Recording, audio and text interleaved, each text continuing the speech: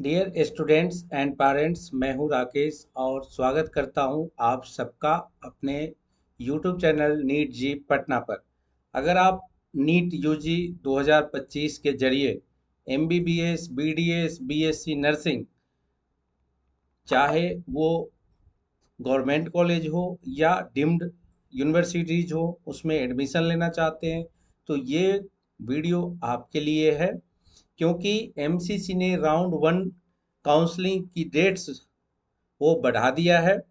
अब इसका क्या मतलब है, किस छात्रों को फायदा मिलेगा और आगे क्या करना चाहिए, सब कुछ आपको इस वीडियो में विस्तार से बताने वाला हूं मैं। तो वीडियो को अंत तक जरूर देखिए और एक रिक्वेस्ट और कि चैनल को सब्सक्राइब करना मत भूलिए, क्योंकि इससे आपको आने वाले दिनों में जो भी अपडेट्स आएंगी, चाहे वो ऑल इंडिया कोटे के की हो या स्टेट काउंसलिंग की बात हो, सारी अपडेट आपको इस चैनल पे समय समय पर मिलती रहेगी। एमसीसी एमसीसी यानी मेडिकल काउंसलिंग कमेटी ने नीट यूजी 2025 की जो राउंड वन की काउंसलिंग की जो डेट है उसको एक्सटेंड कर दिया है। अब इसका मतलब क्या है? इसका मतलब है कि अब छात्रों के पास, जो भी स्टूडेंट्स हैं, जो नीट एस्पायरेंट्स हैं, जिनको एडमिशन लेना है इस साल, उनके पास अब रजिस्ट्रेशन, चॉइस फिलिंग और के लिए ज़्यादा समय मिल गया है। अब डेट एक्सटेंशन का कारण क्या है? आपके मन में ये सवाल आ रहा होगा कि डेट एक्सटेंड क्यों की गई। तो कुछ राज्यों की जो काउंसलिंग की जो डेट्स थी वो आपस में क्लैश कर रही थी। अब ये क्लैश करने से होता क्या है कि सीटें जो हैं वो ब्लॉक हो जाती है और कई बार एक स्टेट के बच्चे स्टेट से भी लेकर सीट बैठ जाते हैं और ऑल इंडिया कोटे की सीट लेकर भी बैठ जाते हैं। अब डॉक्यूमेंट अपलोड और रजिस्ट्रेशन करने में भी स्टूडेंट्स को टेक्निकल फॉल्ट मिल रहा था, कई बच्चों को प्रॉब्लम हो रही थी। इसलिए बहुत सारे जो बच्चे थे उन्होंने डेट एक्सटेंशन की मांग की, क्योंकि एक दो दिन जो एमसीसी की वेबसाइट थी वो ग्लिच भी हुई थी। अब बहुत सारे जो बच्चे हैं वो एमसीसी के पोर्टल पर चॉइस फिलिंग करने को लेकर बहुत ही कंफ्यूज हैं कि किस कॉलेज को उन्हें चुनना चाहिए, किस कॉलेज को प्रायोरिटी में रखना चाहिए। तो ये एमसीसी ने छात्रों को एक बेहतरीन मौका दिया है कि वो फिर से सोच विचार कर लें और किस तरीके से कॉलेज को अरेंज करना है, इसके बारे में ज़्यादा सर्च करें, रिसर्च करें और तभी आगे बढ़े। अब जो नई डेट्स हैं वो क्या है उसके बारे में हम जानते हैं। तो चलिए सबसे पहले हम दिखाते हैं एमसीसी की वेबसाइट ने जो नोटिस आज दी है उस नोटिस में उन्होंने क्या बताया है। इस नोटिस के अनुसार आप देखेंगे कि जो नोटिस आई है 26 जुलाई की, मतलब आज ही ये नोटिस आई है। इसमें अर्जेंट अटेंशन कैंडिडेट्स लिखा हुआ है और बताया गया है कि जो रजिस्ट्रेशन और पेमेंट राउंड वन के लिए था उसकी जो शेड्यूल है, जो रजिस्ट्रेशन फैसिलिटी है, उसको एक्सटेंड कर दिया गया है अप टू 12 o'clock 31 जुलाई 2025। 31 जुलाई को दोपहर 12 बजे तक आप इसमें राउंड वन के लिए रजिस्ट्रेशन और पेमेंट कर सकते हैं। और जो रीसेट रजिस्ट्रेशन पर राउंड वन, अगर आपसे कुछ गलती हो गई है और उसमें आप चेंज करना चाहते हैं तब आप उसको रजिस्ट्रेशन को चेंज कर सकते हैं। और जो रजिस्ट्रेशन को चेंज करने की जो डेट्स दी गई है वो डेट अवेलेबल रहेगी 10 बजे से 10 बजे से अवेलेबल अप टू 10 o'clock।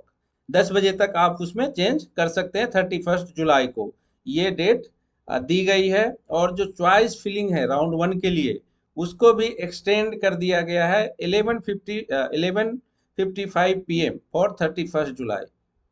आप रात के 11:55 तक 31 जुलाई को चॉइस फिलिंग कर सकते हैं राउंड वन के लिए। और राउंड वन के लिए ही जो चॉइस लॉकिंग का समय दिया गया है वो 31 जुलाई को अप टू 11:55 PM तक का समय दिया गया है। मतलब कि 31 जुलाई तक आप रजिस्ट्रेशन और जो रीसेट रजिस्ट्रेशन करना है आपको, चॉइस फिलिंग करनी है, उसको आप कंप्लीट कर सकते हैं। और जो सीट प्रोसेसिंग है राउंड 1 के लिए, उसकी डेट्स, जो नई डेट दी गई है वो दी गई है 1 अगस्त से लेकर 2 अगस्त 2025 तक। 1 अगस्त से लेकर 2 अगस्त 2025 तक। और आपका जो रिजल्ट आएगा, रिजल्ट डिक्लेरेशन फॉर राउंड 1, वो आएगी 3 और 4 अगस्त को। 3 और 4 अगस्त को। और जो रिपोर्टिंग की टाइम थी वो 4 अगस्त से लेकर 8 अगस्त निर्धारित की गई है। तो ये नोटिस आपने देख लिया, ये नोटिस आज ही आई है। और ये जो नोटिस है ये बहुत ही महत्वपूर्ण है। आपके पास जो समय है वो मिल गया है कि आप आगे की जो काउंसलिंग शेड्यूल है, जो जो चॉइस फिलिंग है, उसको आप अच्छे से कर सके। अब सवाल उठता है कि इस डेट एक्सटेंशन से फायदा किनको मिलेगा, कौन से बच्चे हैं जिनको इस डेट एक्सटेंशन का फायदा मिलने वाला है। तो जिन स्टूडेंट्स ने अभी तक रजिस्ट्रेशन नहीं किया था, अब वो कर सकते हैं। चॉइस फिलिंग में गलतियां हो गई थी, तो सुधार का एक और मौका उन्हें मिल गया है। यूं कहें कि एमसीसी ने उन्हें चॉइस का एक मौका और दे दिया है। और जो पहली बार ऑनलाइन काउंसलिंग कर रहे हैं, उनके लिए थोड़ा सा सोचने का टाइम और ज़्यादा मिल गया है। ध्यान रखें कि एमसीसी की काउंसलिंग में एक भी गलती का मतलब है कि आपको एमबीबीएस सीट नहीं मिलेगी, चाहे आपके मार्क्स कितने भी अच्छे क्यों ना हो। इसलिए अगर आप कंफ्यूज हैं तो आपको एक प्रोफेशनल गाइडेंस लेना ही सबसे सही तरीका है, सबसे सेफ तरीका है। अब हमारी जो पेड काउंसलिंग सर्विसेज है, तो मैं खुद पिछले कई सालों से नीट यूजी काउंसलिंग की फील्ड में काम कर रहा हूँ। और हमारी टीम ने कई बच्चों को एमबीबीएस और बीडीएस बीएससी नर्सिंग की जो सीट्स हैं उसको दिलवाने में मदद की है, उसको दिलवाने में मदद की है। और चाहे वो काउंसलिंग स्टेट की हो या ऑल इंडिया कोटे के थ्रू हो, हम दोनों फील्ड में काम करते हैं। इसलिए इस बार भी एक प्रोफेशनल पेड काउंसलिंग गाइडेंस हम लोग प्रोवाइड कर रहे हैं, जिसमें हम आपके लिए personalised guidance, college protection tools और जो डॉक्यूमेंट सपोर्ट है वो 24/7 आपकी सपोर्ट में। और मिनिमम फी फॉर काउंसलिंग, ये हमारी जो मुख्य बातें हैं कि आपको काउंसलिंग जो सेवाएं हम दे रहे हैं उसके लिए। क्योंकि जो रिकॉर्ड है, जो ट्रैक होता है, जब आप एडमिशन के लिए जाएंगे तो बहुत सारी चीज़ें होती है जो आम बच्चों को, पेरेंट्स को समझ में नहीं आती, तो आपको एक प्रोफेशनल का गाइडेंस लेना चाहिए। अब जो एमसीसी है या डीम्ड यूनिवर्सिटीज में आप जाना चाहते हैं, प्राइवेट कॉलेज में जाना चाहते हैं, या आप स्टेट कोटा में पार्टिसिपेट करना चाहते हैं, तो हम जो पूरा प्रोसेस है उसको हैंडल करते हैं शुरू से अंत तक। आपकी रजिस्ट्रेशन से लेकर सीट मिलने तक पूरी प्रक्रिया हम खुद आपको करके देते हैं। और आपको टेंशन लेने की जरूरत नहीं है, सारा काम हम लोग खुद करके आपको देते हैं। और जो हमारा फी स्ट्रक्चर है वो बहुत ही मिनिमम है। और जो फी स्ट्रक्चर है उसको हम तभी चार्ज करते हैं जब आपको सीट अलॉट हो जाती है। मतलब आप निश्चिंत रह सकते हैं कि आप एक सही काउंसलर के पास में हैं, और आपको सीट मिलने के बाद ही काउंसलिंग की फी देनी है। अब इसमें एक बात और है कि आपको जो रजिस्ट्रेशन फी है वो 1000 रुपीज पहले आपको पे करना होगा, जो कि नॉन रिफंडेबल है। और जो बाकी डॉक्यूमेंट्स है जो हम मांगते हैं आपकी जो प्रोसेस है उसके लिए, वो देने के बाद आप सफल एडमिशन के बाद ही हमें काउंसलिंग फी पे करना होता है आपको। अब जो कुछ जरूरी टिप्स आपके लिए, रजिस्ट्रेशन मुझे उम्मीद है कि आप सबने कर लिया होगा, तो रजिस्ट्रेशन कीजिए। जो कॉलेज आपके दिमाग में चल रहा है, जो आप बच्चे के या पेरेंट्स के दिमाग में चल रहा है कि मुझे कौन सा कॉलेज लेना चाहिए, तो उस कॉलेज के बारे में पूरा रिसर्च कीजिए। रिसर्च करने का मतलब ये नहीं है कि सिर्फ आप कॉलेज के बारे में रिसर्च कीजिए, आप उसके सराउंडिंग्स के बारे में, जो लोकेलिटी है उसके बारे में, वो पूरी चीज़ रिसर्च करनी होती है। इसीलिए हम बोलते हैं कि एक जो प्रोफेशनल गाइडेंस आपको लेना चाहिए, और हम ये नहीं बोलते कि आपको हमारी सर्विसेज ही लेनी चाहिए। आप चाहे जिसकी भी सर्विसेज लें, जिस जो आपको अच्छा लगे, जो भी आपको अच्छा लगता है कि वो जो सर्विसेज दे रहा है उनकी सर्विसेज अच्छी है, तो आप उनकी सर्विसेज ले लीजिए।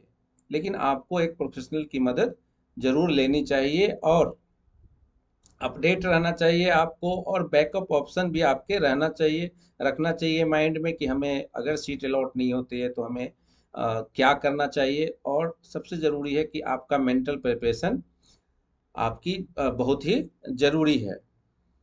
जो अंतिम दिन तक कई बच्चे क्या करते हैं कि चॉइस लॉक नहीं करते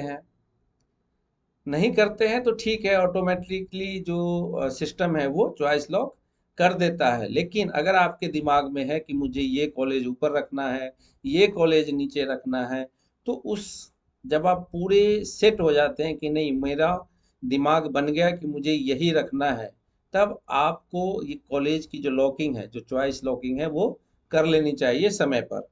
अब जो डमी अलॉटमेंट होता है वो एमसीसी में नहीं होता, इसलिए सोच समझकर आपको भरना चाहिए। और डीम्ड यूनिवर्सिटीज हैं, उसकी फ़ी प्राइवेट कॉलेज की फ़ी के बराबर होती है, तो वहाँ भी चॉइस फिलिंग में आपको गाइडेंस की ज़रूरत होती है।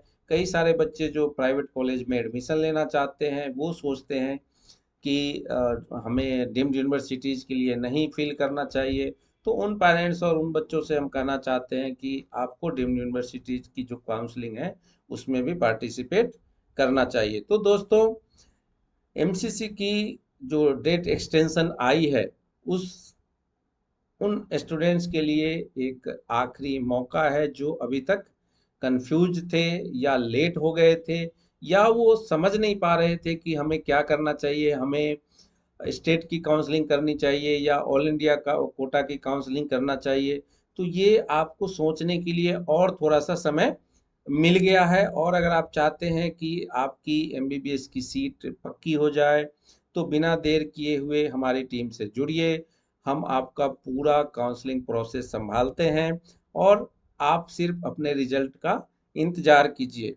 वीडियो पसंद आया तो लाइक करें, शेयर करें, और चैनल को सब्सक्राइब करना ना भूलें। कोई सवाल है तो कमेंट करें, और ज़्यादा जानकारी चाहिए तो व्हाट्सएप पे हमसे संपर्क करें।